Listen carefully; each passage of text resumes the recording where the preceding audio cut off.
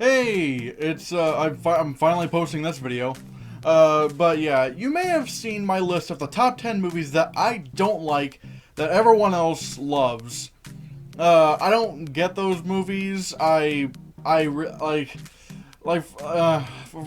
it's really for different reasons for different movies, but if you want, you can just check that list out if you want to see that top 10 list. But now this is the complete opposite. This is my list of the top 10 movies that I do like that everyone else hates. And I actually have a lot of movies that I like that everybody hates. But I mean, I had to whittle it down to 10, and these are my 10. I have reviewed some movies where I have an unpopular opinion than everyone else when it comes to movies. Like, for example, the Pirates of the Caribbean sequels. I really like those. I liked X-Men Apocalypse.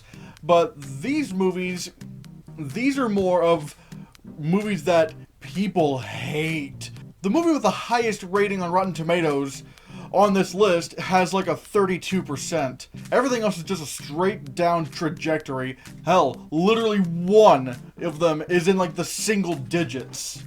So that should tell you something. I mean, if you don't like these movies, fine. I'm just hoping you can at least see my point of view. Now, keep in mind, I'm not saying all of these movies are great. No, I think maybe there's only one I would actually consider great. But, like, this list is mainly based off of how much do people hate these movies and how much do I like it. And it's not one or the other, it's really a conjuring of both. Some of these movies I just find okay, like, they're not great by any stretch of the imagination, but people seem to really fucking hate some of these movies. So yeah, without any further ado, let's get started.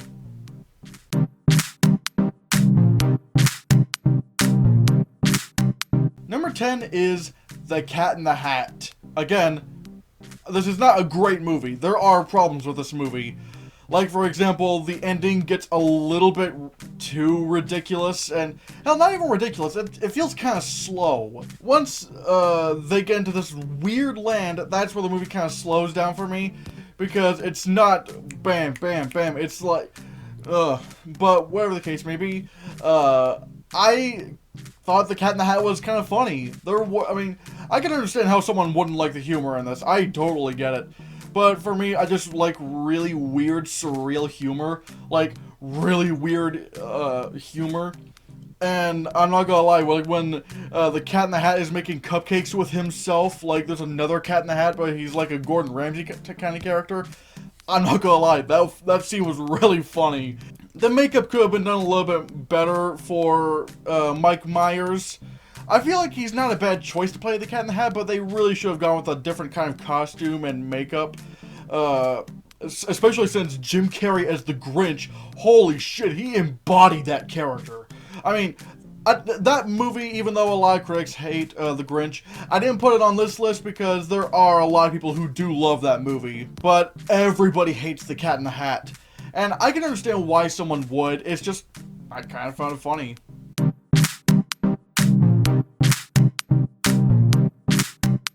Number 9 is a movie that actually came out this year called God's Not Dead, A Light in Darkness. Now, as you've seen in my previous reviews, you know that I hate God's Not Dead, and I hated God's Not Dead 2 even more. And I went into God's Not Dead, A Light in Darkness with horrible expectations. I thought it was going to suck. It looked horrible. I hated the first two because they were just, you know, pro-Christian, anti-atheist propaganda films. I fucking hate those movies. But God's Not Dead, A Light in Darkness, honest to God, surprised me. It was not, you know, a Christians versus atheists thing. Hell, the main Christian character in this film, played by David A.R. White, who you saw in the previous two movies, he is, unlike the protagonist in the first two films, a flawed character. He's, like, he makes mistakes. He gets angry. Hell, he does something in this film where I'm like, oh my god. I'm not so sure if I wouldn't have done the same thing, because that guy was hurt. He felt hurt, and you can understand why someone else did something in the movie. Again, you don't condone what they do, but you can at least understand it. And while I don't think God's Not Dead 3 is great, it's still a step way further above the other two films. And I don't get why people hated this film. Maybe it was because the first two existed, and so they just went in with that expectation. Which, hey, I went in with that expectation too. I seriously thought God's Not Dead 3 was going to suck. Hell, the first, 3 minutes, I was still rolling my eyes, because they were basically getting all that, God's Not Dead 2 stuff out of the way. But, a lot of the stuff in this movie is actually human, and, people would actually do. For example, the people who own the campus, and also on the campus there's a church, the board at the campus wants to get rid of the church, tear it down into a student center or something like that, because they said that the church has caused a lot of controversy to the campus. After what happened with Professor Radisson, and then that lawsuit that happened in God's Not Dead 2, and of course the controversy with the David A.R. White character, with how he wasn't turning in his transcripts that he would preach in church.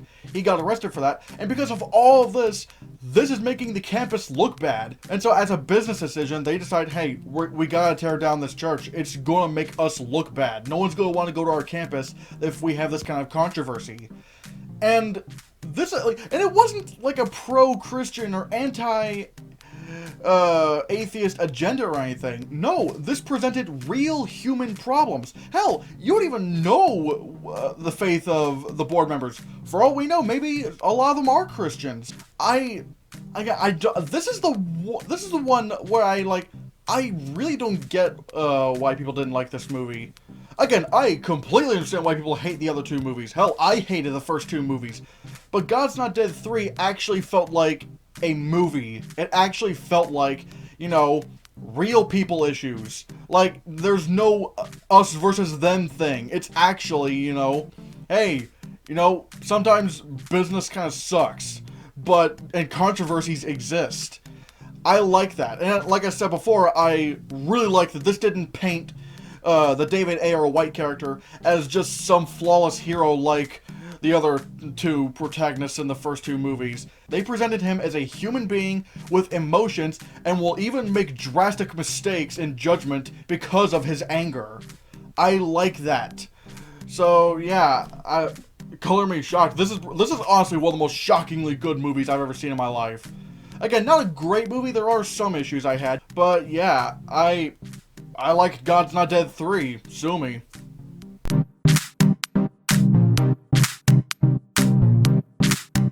Coming at number 8 is widely considered one of the worst comedies of all time, Freddy Got Fingered. Yeah, I'm not gonna lie, this movie, again like The Cat in the Hat, really thrives on how weird it can get. And I can't lie, I actually got some laughs out of this. There's some really ridiculous things that happen in this movie. Daddy, would you like some sausages? Daddy, would you like some... What? But... I thought it was funny. The character's really stupid, but again, that is by design, but that doesn't mean you should like it or not, or whatever. There's also the whole scene where it's ding dong, ding dong, ding dong, and the salami or whatever meat it is just goes across this guy's face. It doesn't even do a zoom, it's just... I thought that was really funny. Again, I don't find Freddy Got Fingered to be a great movie, and I haven't seen it in a while, but from what I do remember, I found this way funnier than everyone else did. And look, film itself is subjective, but humor, that's even more subjective. There are just some things that make me laugh, and if it doesn't make you laugh, I totally get it. For me, I kind of liked Freddy Got Fingered. It was pretty funny.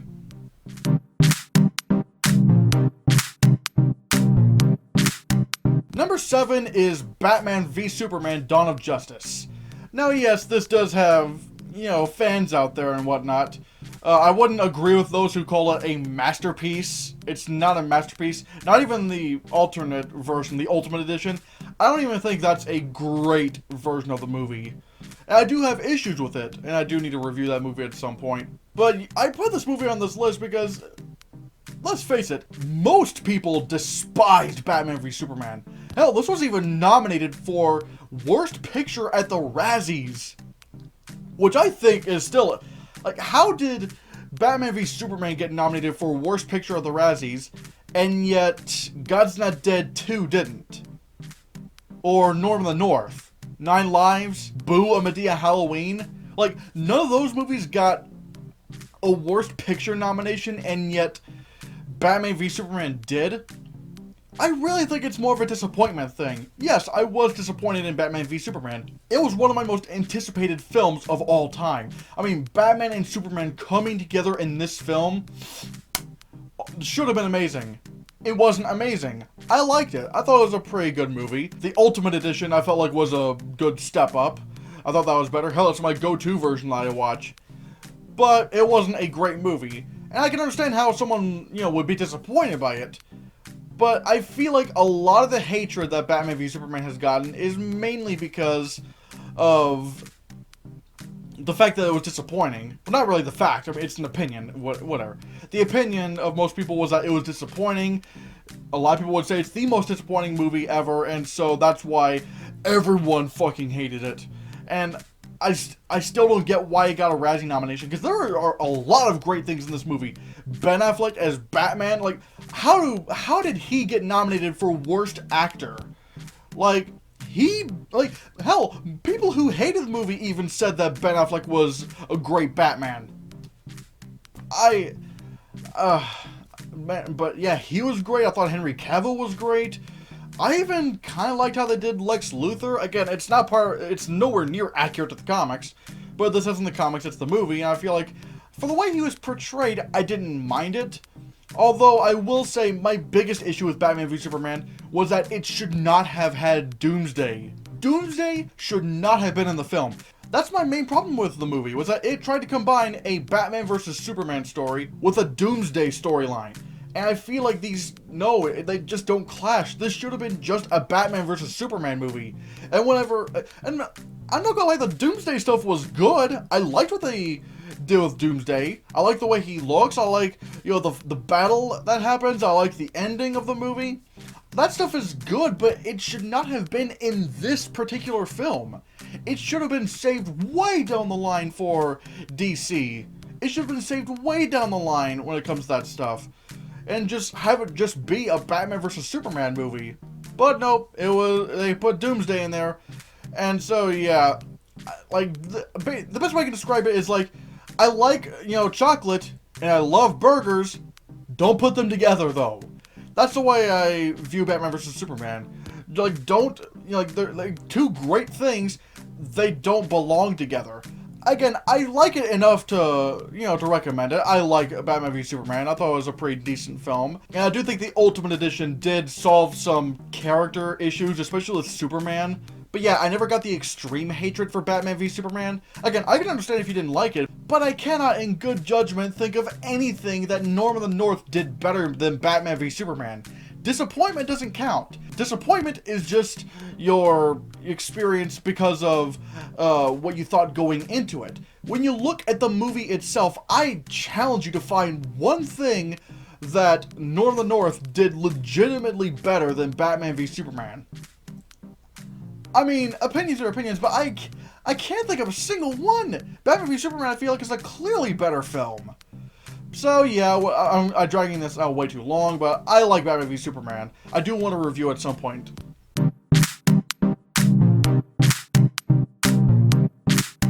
Number 6 is Paul Blart Mall Cop. Yeah, we're getting into some Sandler territory here. And there's probably going to be another one coming soon. Oops.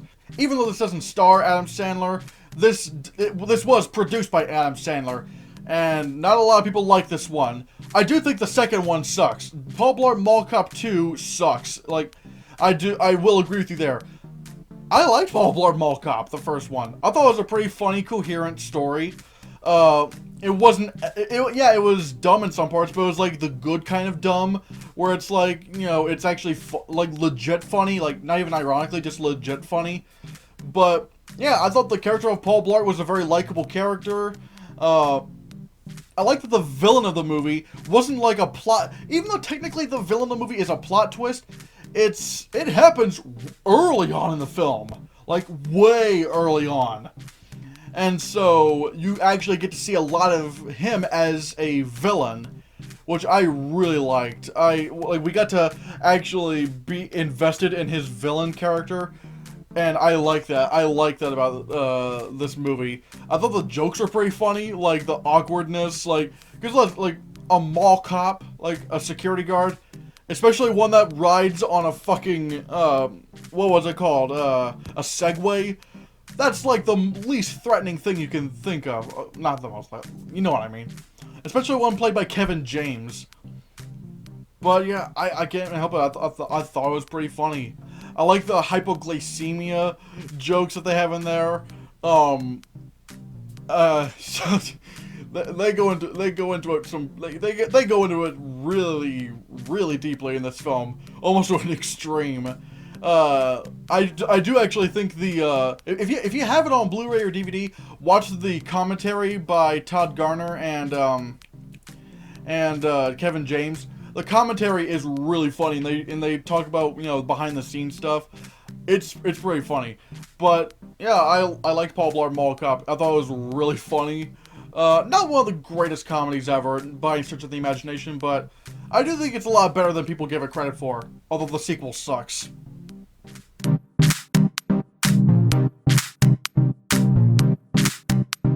Oh boy, Kevin James is at it again, because at number 5 we have Grownups.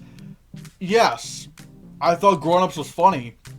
Again, the sequel sucks. I don't like the sequel. The sequel is stupid, but I thought Grownups was really funny. And funny enough, the main thing I really like about this movie was the chemistry between Adam Sandler, Kevin James, Chris Rock, Rob Schneider, and David Spade. Like, all of them work so well off of each other because they are legit friends.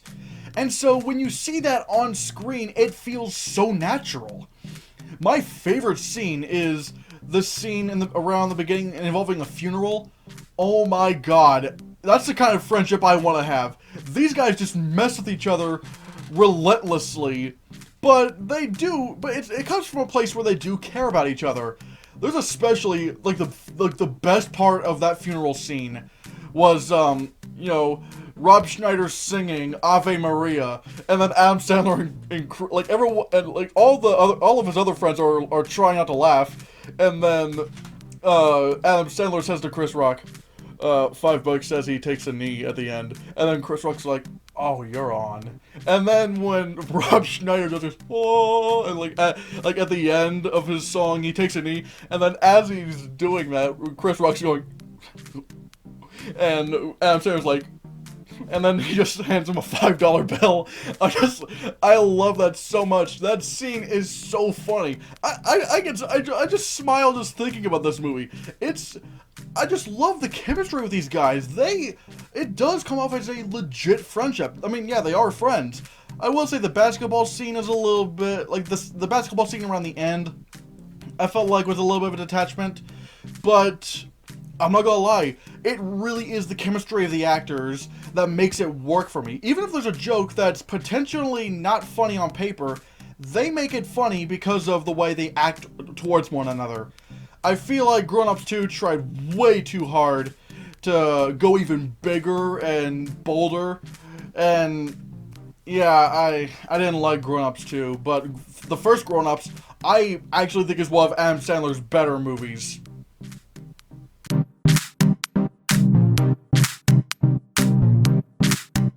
Number 4 is the Razzie winner of 1999, Wild Wild West. Again, I cannot grasp it. I mean, yeah, again, all film is subjective. Like, you may think it's bad. I mean, that's you. But for me, anyways, I got a kick out of Wild Wild West. I especially don't understand why it won Worst Picture that year. I'm pretty sure I could find way more movies in 1999 that were worse than Wild Wild West. One thing I liked about it was it kind of, like, a lot of people complained that it was really just, you know, Men in Black but in the West, except without aliens. And I get that, but it's also one of the reasons why I kind of liked Wild Wild West. I thought Kenneth Branagh was really funny as this villain who just rode in a wheelchair. Not even a he's not even just in a wheelchair. Half of his body is cut off. But I thought the interactions between Kevin Kline and Will Smith were really funny. Will Smith is once again very likable in Wild Wild West, as he is in his other movies. The effects are actually pretty damn good. I would probably say it should have been nominated for Best Visual Effects ahead of Star Wars The Phantom Menace. I feel like this film's effects hold up way more, in my opinion. But yeah, I thought the humor was pretty funny. I mean, again, I don't think it's a great movie. Like I said, there are some issues. But, I liked Wild Wild West. I got a really big kick out of it. I especially don't understand why it won Worst Picture that year. I mean,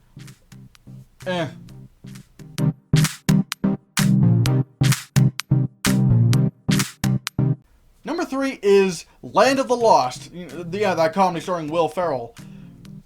I like adventure comedies, especially adventure comedies with an environment like this.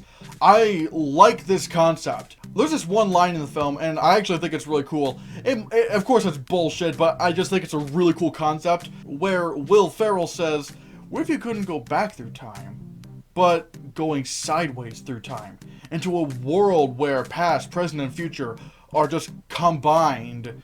I'm like, that sounds awesome. I like that concept. And I think it's delivered wonderfully in Land of the Lost. I thought a lot of the scenarios were funny, especially this like bitter hatred that this T-Rex has towards Will Ferrell. It's just a ridiculously funny concept, and it's funny in the film as well.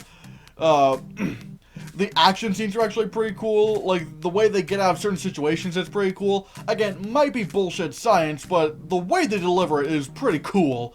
I mean, after all, it is a comedy, what have you. But, and yeah, I can understand why someone might not like that. For me, I get a real big kick out of Land of the Lost. I thought Will Ferrell was funny. I thought the other two actors, especially Danny McBride, were funny. It's just, I like the idea of a comedy being set in this world with dinosaurs and big adventure pieces, and boasting some pretty cool special effects. I mean, they're not Oscar nomination worthy, but damn, they're pretty good. So yeah, I really did enjoy Land of the Lost.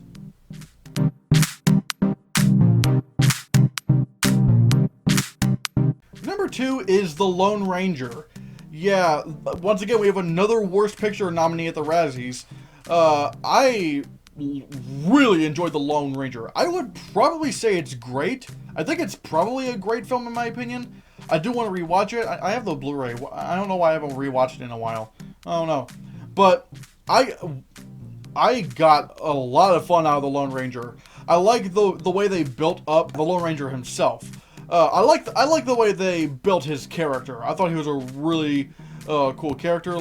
You know, he's scared of picking up a gun and whatnot. But I really enjoyed that. Johnny Depp as Tonto, while I still think they probably should have gone for a Native American, like an actual Native American actor, I mean, he's good in the movie. I still don't think he's worthy of a Worst Actor nomination, because even though, like I said, I do feel like they should have gone with an actual Native American dude, I mean, he was good in the film, he was funny, and some people will try to compare him to Jack Sparrow. I mean, I can see how they would say that, considering he's, you know, he's a little weird, but I feel like he's enough of a different character than Jack Sparrow to really deserve to be called Jack Sparrow. I thought he was different enough for me to go, okay, he's not really Jack Sparrow, he's just, he's just a weirdo. The effects, holy shit. I mean, I don't know why a lot of people were giving this movie hate when it got nominated for Best Visual Effects at the Oscars that year. Because, I don't understand that. The Lone Ranger posted some incredible visual effects. Like, the train scene, there are shots where I'm like, how was that not real? I mean, I still think Gravity was the superior one in terms of visual effects. And hell, you could argue Gravity has the best visual effects in any movie. I have to think on that. Maybe, maybe not, I don't know. But that's beside the point. The Lone Ranger visually is just gorgeous to look at. The cinematography is brilliant. I love the visual effects. Anytime there's a train, it looks so real. Hell, this even has some of the best green screen I've seen in the movie. Like, there were scenes, like I said, around the climax of this movie where, like, Tonto or the Lone Ranger is running on top of the train, and apparently I found out that a lot of that stuff was actually done on a blue screen. I don't know if it was the color or something, but good God, the green screen in that was fantastic. Hans Zimmer's score I thought was really good. I honestly don't know why a lot of people didn't like the Lone Ranger. I don't get it. I loved the Lone Ranger. But yeah, what have you.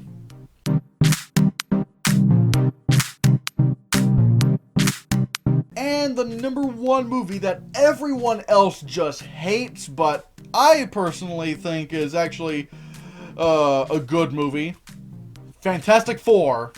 Yes, the 2015 version. And if you see, you can actually see I had it here the whole time. You know, my Blu-ray. This is that film that I was talking about that had just the single digits. 9%. The same rating as Catwoman, and a lower rating than a lot of movies that I already hated. I mean, wow. People fucking hate Fantastic Four. And again, I'm not going to say it's a great movie. There are certainly some issues. Like, I feel like Dr. Doom's motivation should have been more personal, like a personal vendetta against the heroes instead of him just trying to take over the world. I feel like Sue Storm could have been developed a lot more. But overall, I really didn't get the hate for this film. I like the way it was paced. I kind of like the way they took it a little bit more seriously. The effects are actually pretty good. I mean, not, you know, best visual effects worthy, but hey, I thought it was good looking. It was shot really well, and yeah, I don't understand it. I'm like one of a handful of people who actually liked Fantastic Four. One thing I really liked was how, you know, Ben, like, no, not Ben, it was, Reed Richards. I like the way they did Reed Richards. You know, the fact that he's a coward, like, he's a scared guy, like, and he's trying to, like, flee from the government because they're trying to get their powers and use them for testing and stuff. I mean, it's kind of weird. Most people would say that, you know, like, after it says 1 year later, that's when the movie completely delves into garbage territory. I actually thought that I'd probably say maybe the first 7 minutes of the film are bad. Like, I didn't like that. I mean, yeah, there are some stupid moments, like when Ben Grimm's brother in the beginning goes up to him saying, "It's clobbering time," and just starts beating up his little brother. I'm like, come on, that's stupid. I mean, I will say the very beginning when they're kids is a bit of a mess. But after that happens, I feel like the movie does get better. Again, it's not a great movie. I don't love Fantastic Four. I just happen to think it's a lot better than most people think. And look, the movie, like, even if you didn't like this movie, the problem wasn't that it was dark. I mean, we've seen dark superhero movies many times before, and nobody complained. Dark Knight Trilogy, Logan, Captain America sequels, what have you. Those movies got critical praise even though they were taken a lot more seriously. So, whatever problems you had with Fantastic Four, it's not because it was dark. Maybe you didn't feel like it was better written, like maybe it wasn't well written for you. Maybe the characters could have been more developed. Stuff like that. I mean, that stuff I can at least understand where you're coming from. I think it's pretty well written, although, you know, that's a subjective thing. But the movie, even if you didn't like this movie, it's not because it's dark. I really do feel like the whole "it's dark so it's bad" thing, that's really just a scapegoat excuse for not having actual criticisms of the movie. Because you could make the movie more fun and lighthearted, and narratively, it would have been the exact same film. So yeah, those are the top 10 films that I like that everyone else just hates. So, my question is, what movies do you like that most people hate? But whatever the case may be, let me know down in the comments below what you think. Thank you so much for watching. Give this video a like, share the videos so we can get the channel circulated. Don't forget to support my Patreon on my Patreon page, and if you want to see more, click this.